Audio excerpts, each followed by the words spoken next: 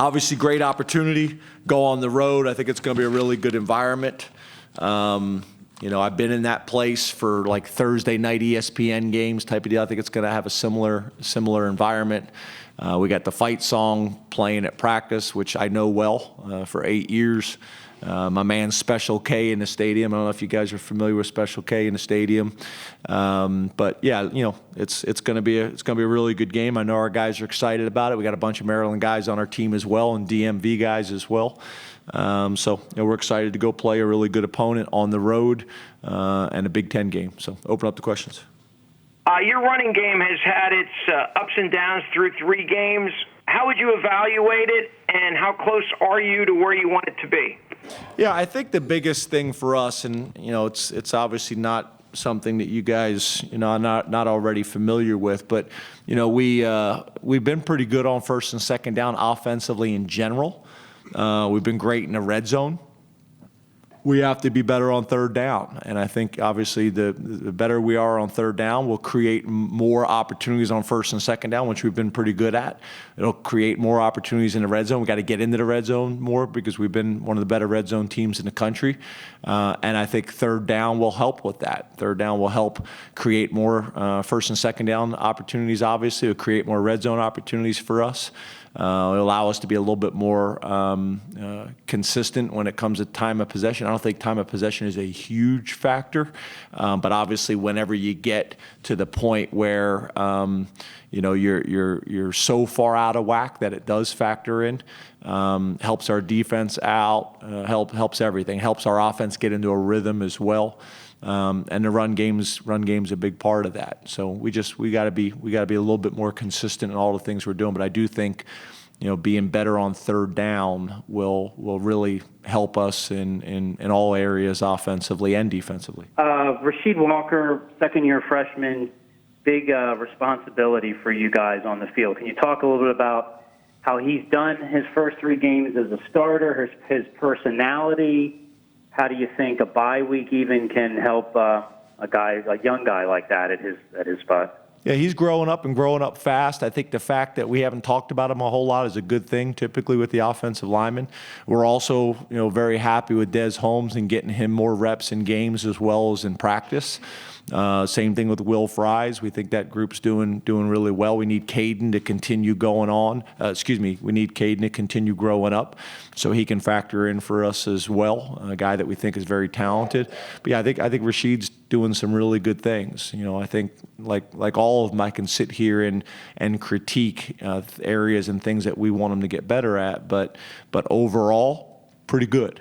Pretty good at a left tackle position, having to block some of the best big athletes, day in and day out, week in and week out in practice as well as in the games. And he's doing a good job. So, we're pleased with him, but we got to keep building his confidence and keep building his fundamentals and techniques. You said after the Pitt game that the pass rush hasn't necessarily shown up as the strength you thought it would be. You're obviously seeing a bit more max protect and things like that, but is there anything you can change about what you're doing moving forward that would help you get to the quarterback more?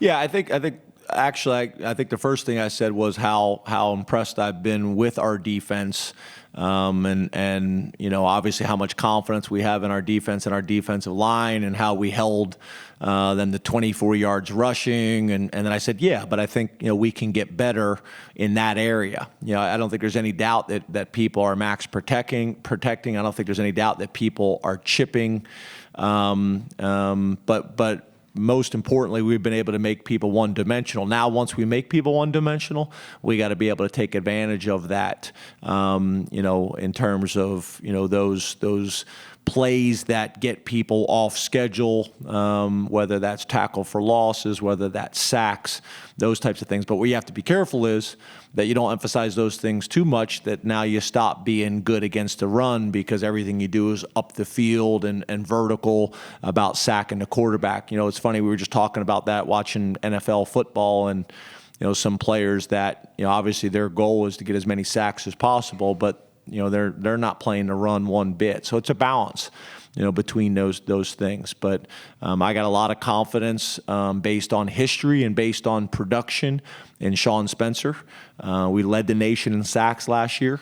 I got a lot of confidence, based on production and history of our defensive linemen, defensive ends and defensive tackles. So, I know that will continue to grow as the season goes on, and I think we'll see more of that come Saturday afternoon. Hey, how important were the first 3 games with respect to building depth on defense, considering how young some of your guys are? And were there any kids that you thought really developed through that period that you really needed in those second team and third team spots? Yeah, I think very much so, and I think that's always the argument that we have. And some of the stuff that Chris will show me, some of the criticism or critique, obviously you can leave your starters in and just really, play at a high level and give yourself the best chance to be successful, or it's rotating guys in to create depth, and hopefully those guys learn to play at a similar level too.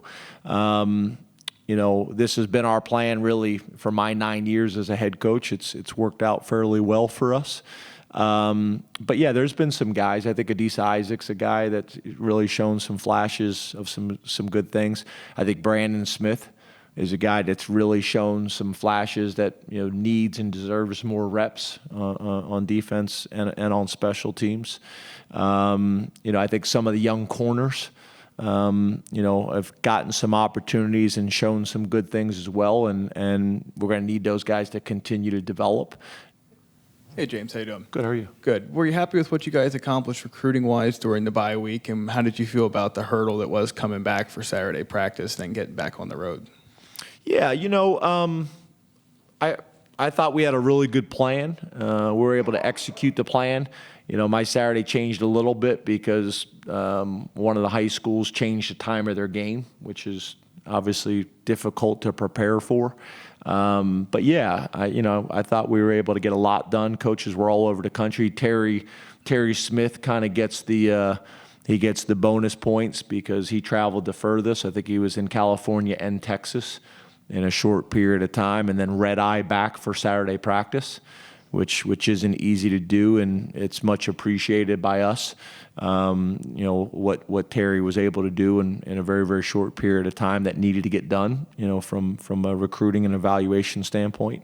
But yeah, I thought we went into it. I thought the fact that we covered it in camp with our players was helpful, so they knew what to expect. As much as I possibly can, I try to always give our players a heads up as early as possible so them and their families can plan. But I also think I don't like our players to be caught off guard by something new and different. And obviously playing a Friday game with a bye week the week before was a little bit different in how we normally handle bye weeks. So I think that was good. The one challenge that we had a little bit is, and we talked about this in the past, I'll probably talk more about it after the game's over, but we don't practice on Mondays. So now when you go to a Friday game, you have to practice on Mondays, and guys haven't scheduled that way. So I think we had 7 guys miss some form of practice or meetings. I was trying to get in touch with whoever I needed to get in touch with because I think Maryland canceled school on Friday. So I was trying to figure out a way that we could get school canceled on Monday. Trying to get all the fraternities and sororities to back me up on that, but I don't think that happened. But there's obviously some logistics that go in with that. Having played a Friday night game a year ago, are there takeaways from that you use to better prepare for this Friday on the road? And secondly, how is the best way to prepare, especially a young team, to go into a hostile environment for the first time? Yeah, I think a couple things. It sounds silly, but one of the challenges is when you play a Friday game, there's nothing to do during the day. Like when you play a Saturday night game, there's games on. They can watch games all afternoon because what you don't want them to do is just lay around and sleep all day. So what time do you wake them up from a sports science perspective? how much do you meet? How much do you break? What do you do to get their body out of the recovery stage and into a compete stage? Really going back and looking through all those things. And where we have a Saturday night game, we may allow a little bit more dead time during the day, where on a Friday night game, we probably want a little bit less, just because, if not, they're just on Netflix and laying around and taking naps all day long, which I don't think is the right thing for them to do to be ready to play the game. So, yeah, I think the last Friday experience helped with that. I think the sports scientists have helped with that as well. And then there's other challenges. I think having an awareness of the atmosphere that you're going to go into, not only in the stadium, but the locker room. One of the challenges, I haven't been there this year, but they have one of the smaller visiting locker rooms. I don't know if you guys in the past, we tape outside. The coaches usually change at the hotel because there's not a whole lot of room to change over there. There's just a lot of things that I think if you can prepare your team and your staff ahead of time for those things, there's value. There's value in all of it. And then I think the thing that you guys know, as well as every student on campus and every professor on campus and some of the houses in the community, is the noise. We're going to prepare for the noise, and I'm typically going to try to make things worse in practice than they will be in the games, so that we're never go into a situation where we're shocked by how loud it is. So in terms of the crowd noise, which is the fan, which is kind of screechy, and you deal with that. And then we got the fight song playing over top of that as well on 2 different systems, and making it really, really difficult so that you're ready for your silent cadence, or you're ready for your clap cadence, or whatever it may be, that you've done it. And we started with that in camp, probably not to this degree, but we've done it. We've done it. So I think it's all those things. Hey, Coach, how are you? Good. How are you? Good. Hey, you touched on this in your open. What do you like when you look at Shaq Smith on tape and the rest of their defense in general? Yeah, I think it's the athleticism. With both of those guys that transferred from Ohio State and Clemson, it's their athleticism. And I think what the defensive coordinator and defensive coaches are doing a good job is playing to those guys' strengths and allowing them to be successful in what they do best. Obviously, studying those guys on tape, you look at their production, it's been pretty good. Obviously they're 2 different players. You got one guy who's a speed player, and you got one guy who's got the ability to do both at 250 pounds. We know both guys very well. So I think that's the best thing they're doing, is they're playing to their personnel strengths, really on offense, defense, and special teams. Hey, James. One of the challenges that we always hear about with young running backs is kind of how they hold up in protection.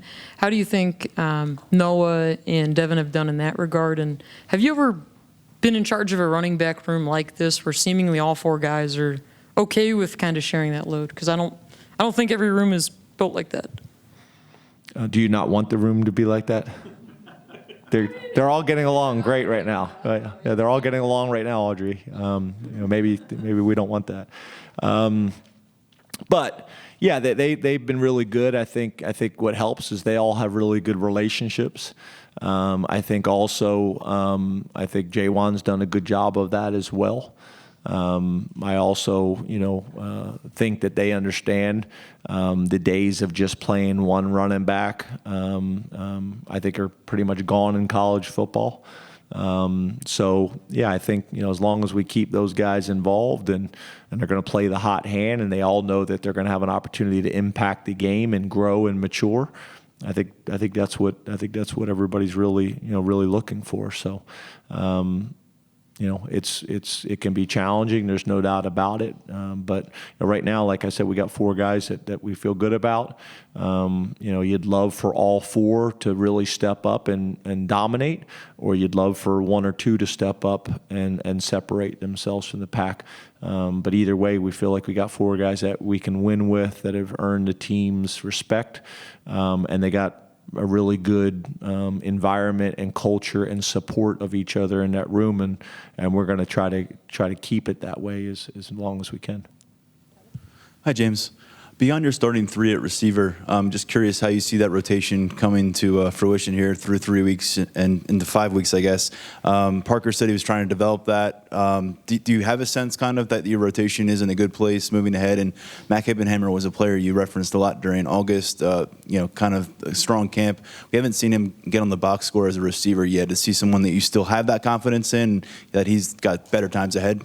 Yeah, I think it kind of goes back to what we talked about before is we got to get more plays. I think yards per play, we're one of the best teams in the country in yards per play. We got to get more plays. So being successful on third down will create more opportunities for everybody on our offense and put us in a situation where we're going to need to play more players and rotate more players in there because of the number of reps we're getting per game. So I think, being successful on third down and creating more opportunities for our offense and keeping our defense on the field will solve a lot of, some of those issues you bring up.